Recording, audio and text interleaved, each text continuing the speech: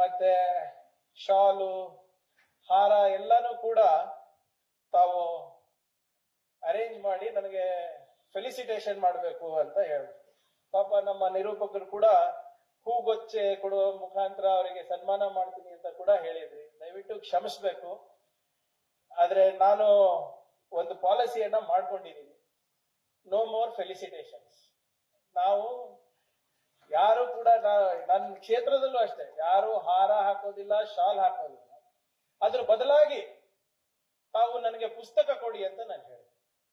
ಯಾಕಂದ್ರೆ ಡಾಕ್ಟರ್ ಬಾಬಾ ಸಾಹೇಬ್ ಅಂಬೇಡ್ಕರ್ ಅವರು ಬಹಳ ಸ್ಪಷ್ಟವಾಗಿ ಹೇಳ್ತಾರೆ, ನೀವು ನನ್ನನ್ನ ಆಚರಣೆ ಮಾಡಬೇಕು ಅಂದ್ರೆ ನೀವು ದಯವಿಟ್ಟು ನನ್ನ ಪುತ್ಥಳಿಗಳನ್ನ ನೀವು ಮಾಡಕ್ ಹೋಗ್ಬೇಡಿ. ನನಗೆ ನನ್ನ ಪುತ್ಥಳಿಗಳಿಗೆ ಹಾರ ಹಾಕ್ಲಿಕ್ಕೆ ಹೋಗ್ಬೇಡಿ. ನನ್ನ ಬರವಣಿಗೆಯಲ್ಲಿ ಮತ್ತೆ ಪುಸ್ತಕಗಳಲ್ಲಿ ನಮಗೆ ಹುಡುಕಿ ಅಂತ. ಮತ್ತೆ ನಮ್ದು ಕೂಡ ಕೆಲವು ಸಾಮಾಜಿಕ ಜವಾಬ್ದಾರಿಗಳಾಗಿರ್ತವೆ. ನಾನು ಗ್ರಾಮೀಣ ಅಭಿವೃದ್ಧಿ ಸಚಿವನಾಗಿ 6,000ಕ್ಕಿಂತ ಹೆಚ್ಚು ಅರಿವು ಕೇಂದ್ರಗಳನ್ನ ನಡೆಸ್ತೀವಿ, ಅಂದ್ರೆ ಲೈಬ್ರರಿಗಳನ್ನ ನಾವು ನಡೆಸ್ತೀವಿ. ಸೊ ನೀವು ಕೂಡ ಏನು ಕೂಡ ಪುಸ್ತಕಗಳೆಲ್ಲ ಏನಿದೆ, ನಾನು ಓದಿದ್ರೆ ಸೀದಾ ಅಲ್ಲಿಗೆ ಹೋಗ್ಬಿಡುತ್ತೆ, ಅಥವಾ ನಾನು ಓದ್ಬಿಟ್ಟು ಕೊಡ್ತೀನಿ. ಸೊ ತಿಂಗಳಿಗೆ ಏನಿಲ್ಲ ಅಂದ್ರೂ 1,500ರಿಂದ 2,000 ಪುಸ್ತಕ ನಮ್ಮ ಗ್ರಾಮೀಣ ಲೈಬ್ರರಿಗಳಿಗೆ ಹೋಗುತ್ತೆ ತಮ್ಮ ಮುಖಾಂತರ, ತಮ್ಮ ಆಶೀರ್ವಾದದಿಂದ. ಸೊ ಆದ್ರಿಂದ ತಾವಿವತ್ತು ಏನು ಸನ್ಮಾನವನ್ನ ಸ್ವೀಕಾರ ಮಾಡಿಲ್ಲ ಅಂತ ದಯವಿಟ್ಟು ಅನ್ಯತಾ ಯಾರು ಭಾವಿಸಬಾರದು ಅಂತ ತಮ್ಮ ಹತ್ರ ಕ್ಷಮೆಯನ್ನು ಕೇಳ್ತೀನಿ. ಮತ್ತೆ ತಮ್ಮ ಪ್ರೀತಿಗೆ ಸದಾ ಋಣದಿಂದ ಕೂಡ ಇರ್ತೀನಿ ಅಂತ ಹೇಳಿಕ್ ನಾನು ಬಯಸ್ತಾ ಇದ್ದೀನಿ. ಇದು ಯಾಕೆ ಹೇಳ್ತಾ ಇದ್ದೀನಿ ಅಂದ್ರೆ, ನನ್ನ ಪ್ರಕಾರ ಬಾಬಾ ಸಾಹೇಬ್ ಅಂಬೇಡ್ಕರ್ ಅವರು ನಮ್ಮ ಇಡೀ ವಿಶ್ವದಲ್ಲೇ ಶ್ರೇಷ್ಠ ದಾರ್ಶನಿಕರು, probably the most visionary person in the world. ಯಾಕಂದ್ರೆ ನೀವೇ ಯೋಚನೆ ಮಾಡಿ, ಭಾರತ ದೇಶದಂತ ಒಂದು ದೊಡ್ಡ ಸಮಾಜದಲ್ಲಿ ಇಷ್ಟೊಂದು ವಿಭಿನ್ನತೆ, ವಿಶಿಷ್ಟತೆ, ವೈಭವ, ಮತ್ತೆ ಜನಸಂಖ್ಯೆ, ಶತಕೋಟಿ ಜನಸಂಖ್ಯೆಯಲ್ಲಿ ಪ್ರತಿಯೊಬ್ಬರಿಗೂ ಕೂಡ ಒಂದು ಸ್ವಾಭಿಮಾನದ ಬದುಕನ್ನ ಕೊಟ್ಟಿದ್ದಾರೆ ಅಂದ್ರೆ ಆ ಮನುಷ್ಯ ಎಂತ ಮನುಷ್ಯ ಇರ್ಬೇಕು. ಅದಕ್ಕೆ ನಾನು ಹೇಳ್ತಾ ಇದ್ದೀನಿ, ಅವರ ದಾರ್ಶನಿಕ ದೂರದೃಷ್ಟಿ ಬಹುಶಃ ನಾವೆಲ್ಲರೂ ಮರ್ತೋಗಿದ್ದೀವಿ ಅಂತ. ನಾವು ಅಲ್ಲಿ ಕೂತಾಗ ನಾನು ಶಂಕರಣ್ಣ ಹತ್ರ ಹೇಳ್ತಾ ಇದ್ದೆ, ಪ್ರಸ್ತುತ ವಾತಾವರಣದಲ್ಲಿ ಈ 3 ವ್ಯಕ್ತಿಗಳು ಸಾಕು ನಮ್ಗೆ, ಬುದ್ಧ, ಬಸವ, ಅಂಬೇಡ್ಕರ್. ಇವರನ್ನ ಮುಂದಿಟ್ಕೊಂಡು ಹೋದ್ರೆ ಪ್ರಬುದ್ಧ ಸಮಾಜವನ್ನ ನಾವು ಆಟೋಮ್ಯಾಟಿಕ್ ಆಗಿ ಕಟ್ಟಬಹುದು. ಇವ್ರು ಯಾರು ಕೂಡ ಸಮೃದ್ಧ ಭಾರತ ಬಯಸಿಲ್ಲ, ಪ್ರಬುದ್ಧ ಭಾರತ ಬಯಸಿದ್ರು. ಪ್ರಬುದ್ಧ ಭಾರತ ಅಂದ್ರೆ ಅನ್ ಅವೇಕೆಂಡ್ ಇಂಡಿಯಾ, ಅನ್ ಎನ್ಲೈಟೆಂಡ್ ಇಂಡಿಯಾ ಅಂತ. ಅದನ್ನ ನಾವು ಶಿಕ್ಷಣ, ಸಂಘಟನೆ, ಹೋರಾಟ ಮುಖಾಂತರ ಮಾಡ್ಬೇಕು ಅಂತ ಡಾಕ್ಟರ್ ಬಾಬಾ ಸಾಹೇಬ್ ಅಂಬೇಡ್ಕರ್ ಅವರು ಹೇಳಿದ್ರು. ಆದ್ರೆ ಎಷ್ಟು ಜನ ನೆನ್ಪಿಟ್ಕೊಂಡಿದ್ದೀವಿ? ನಾವೆಲ್ಲರೂ ಬರೇ ಜಯಂತಿ ಆಚರಣೆಗೆ ಸೀಮಿತ ಆಗಿದ್ವಿ, ಇನ್ಕ್ಲೂಡಿಂಗ್ ಮೀ. ನಾವು ಬರೇ ನಿಮ್ಮನ್ನ ಹೇಳ್ತಾ ಇಲ್ಲ.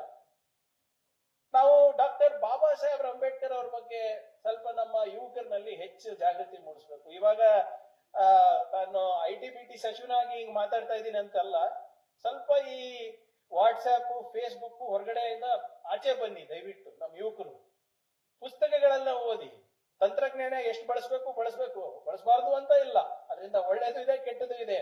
ಆದ್ರೆ ಇತ್ತೀಚೆಗೆ ಬರ್ತಾ ಇರುವಂತ ನೀವು ಮಾಹಿತಿಗಳು ನೋಡಿದ್ರೆ ನಮಗೆ ಆತಂಕನೇ ಸೃಷ್ಟಿ ಆಗ್ತದೆ. ಬಾಬಾ ಸಾಹೇಬ್ ಅಂಬೇಡ್ಕರ್ ಅವರು ಯಾವ ಮಟ್ಟಕ್ಕೆ ಅವರ ದೂರದೃಷ್ಟಿ ಇದೆ ಅಂದ್ಬಿಟ್ಟು ನಮ್ಮ ಯುವಕರು ತಿಳ್ಕೋಬೇಕು. ಬಹಳಷ್ಟು ಜನ ಮರ್ತೋಗ್ಬಿಟ್ಟಿದೀವಿ. ನಮ್ಮ ಆಧುನಿಕ ಭಾರತ ನಾವೇನ್ ಇವಾಗ ಕಾಣ್ತಾ ಇದೀವಿ, ಅದು ಡಾಕ್ಟರ್ ಬಾಬಾ ಸಾಹೇಬ್ರವರ ಕನಸಂತ ನಾವು ಮರ್ತೋಗ್ಬಿಟ್ಟಿದೀವಿ. ಇವತ್ತವರು ಆರ್ಥಿಕ ತಜ್ಞರು ಅಂತ ಮರ್ತೋಗ್ಬಿಟ್ಟಿದೀವಿ. ಇವತ್ತವರು ಕಾನೂನು ತಜ್ಞರಂತ ಮರ್ತೋಗ್ಬಿಟ್ಟಿದೀವಿ.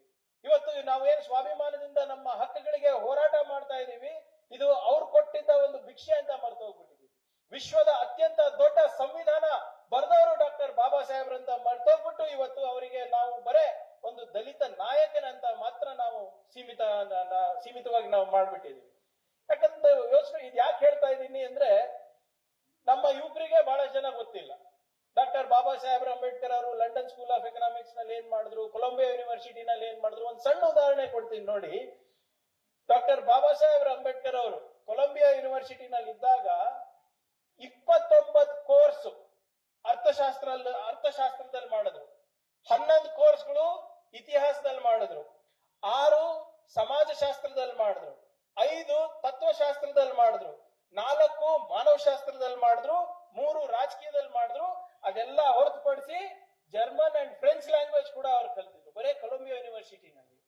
ಈಗ ನಮ್ಮ ಯುವಕರು ಎಷ್ಟು ಮಟ್ಟಿಗೆ ಕಷ್ಟ ಪಡ್ತಾ ಇದಾರೆ ಅಂತ ನಾವು ಯೋಚನೆ ಮಾಡ್ಬೇಕು. ಅವರು ಆರ್ಥಿಕ ತಜ್ಞರಂತ ಮರ್ತೋಗ್ಬಿಟ್ಟಿದ್ದಾರೆ ಜನರು. He was the first economist in Asia and the only trained economist in the first cabinet of independent India.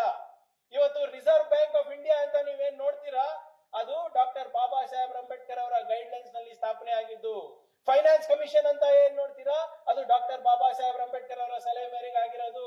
ಕೇಂದ್ರ ಸರ್ಕಾರ ಮತ್ತು ರಾಜ್ಯ ಸರ್ಕಾರದ ಆಯವ್ಯಯದ ಸಂಬಂಧಗಳು ಹೇಗಿರ್ಬೇಕು ಅಂದ್ಬಿಟ್ಟು ಕೂಡ ಇವತ್ತು ಪ್ರಸ್ತಾಪ ಮಾಡಿದ್ದು ಡಾಕ್ಟರ್ ಬಾಬಾ ಸಾಹೇಬ್ ಅಂಬೇಡ್ಕರ್ ಅವರು. ಪ್ರಾಬ್ಲಮ್ ಆಫ್ ರುಪಿ ಅಂತ ಒಂದು ಬುಕ್ ಬರ್ದಿದ್ದಾರೆ, 100 ವರ್ಷದ ಹಿಂದೆ ಬರ್ದಿರೋ ಬುಕ್ ಡಾಕ್ಟರ್ ಬಾಬಾ ಸಾಹೇಬ್ ಅಂಬೇಡ್ಕರ್ ಅವರು. ಅದರಲ್ಲಿ ನಮ್ಮ ಆರ್ಥಿಕ ವ್ಯವಸ್ಥೆ ಹೇಗಿರ್ಬೇಕು, ನಮ್ಮ ರೂಪಾಯಿ ಮೌಲ್ಯ ಎಷ್ಟಿರ್ಬೇಕು, ಹೇಗಿರ್ಬೇಕು, ಇವತ್ತೇನು ಡಿಮಾನಿಟೈಸೇಷನ್ ಎಲ್ಲ ಮೋದಿ ಅವ್ರು ಮಾಡ್ತಾ ಇದಾರಲ್ಲ, ಇದ್ರ ಬಗ್ಗೆನೂ ಕೂಡ ಅವಾಗೆ ಉಲ್ಲೇಖಿಸಿದ್ರು. ಆದ್ರೆ